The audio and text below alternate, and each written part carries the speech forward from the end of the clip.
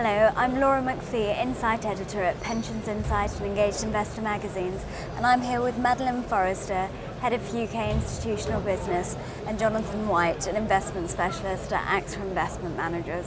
Very good to have you both here. Nice to be here. So, you're obviously back at NEPF again, but what's your focus this year? Yeah, you're right, we're here. It seems to come around far too regularly. I think it must be a sign of getting old and the years getting shorter. Obviously we talked about LDI a lot last year, and that continues to be important to us, but in an attempt to continue to educate and to bring new things, we're actually focusing on smart beta this year. So we ran a trustee learning zone first thing this morning on smart beta. Tim and I delivered that. It was a little nerve-wracking, but I think we got through, and the feedback's been positive. And we've also launched this booklet today. Oh yes. Again, this is something that we've already tried very successfully in LDI. It's kind of pocket size, which makes it easy to carry around. There are several articles in there, some that we've written ourselves, but also some that have been written by people who are familiar with the concept. There's some consultant articles in there, and a case study by a pension fund that's actually adopted a smart beta strategy. And I think most crucially for the people who take it away, there's a glossary of terms in the back. Yes, always important. Everybody loves a glossary, and it does allow them. Unfortunately, as you know, we're an industry that uses far too much jargon. Absolutely. And smart beta has its fair share of jargon, and this guide will be an easy way to check the understanding of any of those funny words that people want to check they truly understand. So why have you chosen to focus on smart beta this year? I think for us, smart beta and LDI are actually linked. We see smart beta as part of that overall de-risking journey. So for us, as DB schemes come into this phase that we currently see, there are really three things about what they need to be considering. One is how much they have in their growth and liability bucket, and possibly, if you're with AXA, a midfield bucket. Secondly, how you use that liability bucket very effectively to hedge your liabilities, and that was obviously LDI, which we focused on last year. But also, having done those things, we think that it's very inconsistent if you then don't consider how you're managing your individual pots and check that that's being done in a way that's very consistent with the de-risking strategy. And the most obvious example of that would be diversified growth funds, which are obviously increasingly being used in the growth part of the portfolio. But we think smart beta is a particularly important part. It's very important if you're harvesting beta that you basically do it in a way that's simple, low cost, transparent, and we think in a way that avoids some of the pitfalls of market capitalisation indexes. So we've got a capability in equities and in fixed income, and avoiding the market cap indices is crucial to both of those. And Jonathan, perhaps you could tell me, what's the rationale behind using smart beta in equities, and what approach do you take at AXA IM?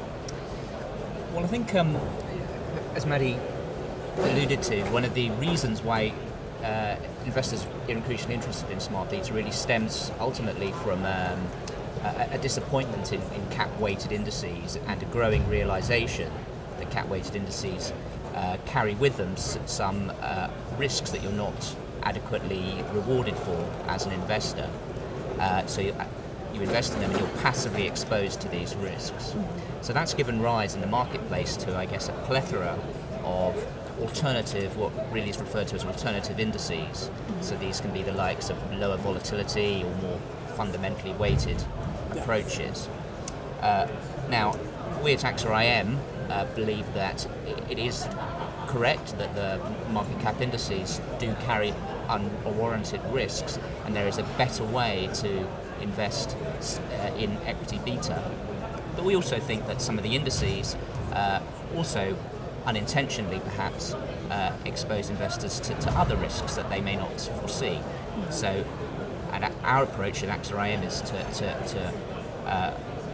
we've built a process for equities that really seeks to avoid the parts of the equity market that you're not rewarded for investing in, by focusing on the high quality and lower volatility areas of the market, but do so in a way that's very much implemented as investment strategy with a goal of improving both investors' reward, long-term reward, but also lowering their risk.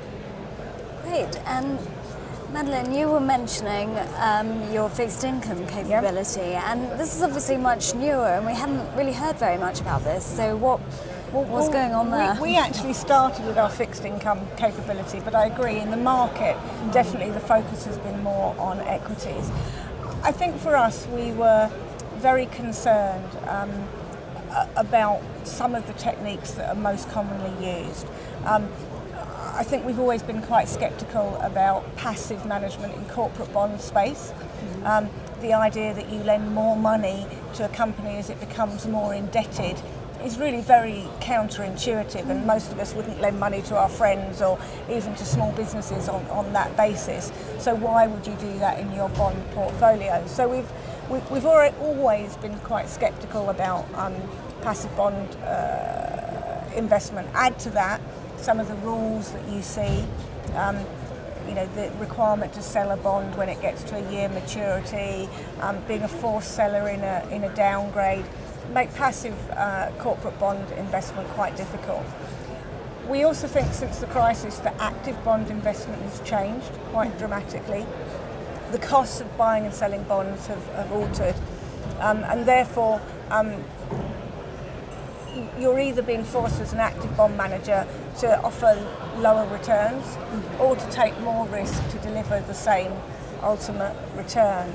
So given both of those things, we think smart beta is a better way to look at bonds. We think it acknowledges the fact that actually with bonds, you've got a very asymmetric return profile. There isn't much reward out there for choosing the right bond. You can get very, very badly burnt for choosing the wrong bond. Yes. And consequently, we believe you should build a very diversified portfolio. Our standard kind of pooled fund has 200 issuers at any one time, so 200 equally weighted holdings that give equal weighting to the sectors, in the index, not based on their market cap, but on the equal weighting basis. And we then think that you should implement that as cleverly as you can, and quite frankly then try and avoid any of those transaction costs by adopting a buy and maintain approach.